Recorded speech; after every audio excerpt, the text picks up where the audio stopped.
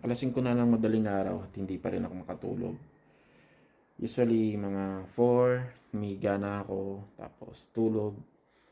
Antok na ako ng 4. Tatrabaho kasi ako ng gabi, 11 to 3, tapos konting linis lang hanggang 4 sa office ko, then tulog na.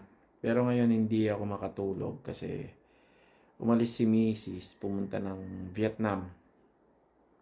So naisip ko lang, pagdating ko dito, tinignan ko yung kwarto, di ko napapakita sa inyo, no?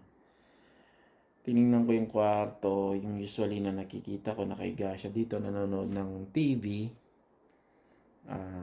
Nakita ko nakaiwan or nanonood ng tablet niya, no? Nakita ko yung iPad nga niya ay nasa gaan namin, pati yung remote ng TV. Biglang nalungkot ako, tinamaan ako ng lungkot. Kasi na-imagine ko araw-araw ganoon, no? Kasi si Mrs. 24/7 kami magkasama niyan. Kahit nasa bahay lang kami, no? Lalabas, magkasama. Kasi yung trabaho ko dito lang naman sa bahay.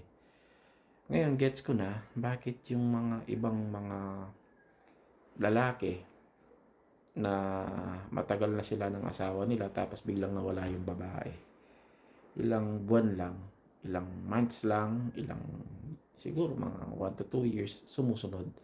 Yun yung isa sa mga napansin kong napansin kong mga kakilala na ganoon. Ilan na rin, ilang couples na rin na ganoon. Matagal silang nagsama tapos biglang nawala yung isa at sumunod din yung isa. Siguro, no, sa lungkot. Kasi ako kanina pagpasok ko pa lang nakita ko wala siya. Pinicturean ko nga yung mga lugar na kung saan siya pumapalagi eh. Tama ba yung term ko? Pati yung sa laundry, lahat wala. Pati sa kusina, sa sala, wala. Tapos pinakita ko sa mga anak ko. Ang lungkot pala, no, pagka wala yung mama nyo. Sabi ko. Sobrang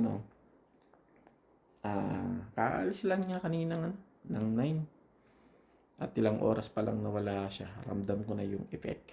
What more pa pag matagalan, no? So, yun siguro. Baka nga, no, pag may nangyari sa kanyang masama, tapos wala na siya. Ako pa naman may ako. Ganyan ako. Yung separation anxiety ko. Dati nga yung mga nagtatrabaho lang dito nung nag-alisan na sa bahay. Karoon ako ng anxiety eh. Namimiss ko sila. So, yun lang. Na-share ko lang. Wala eh.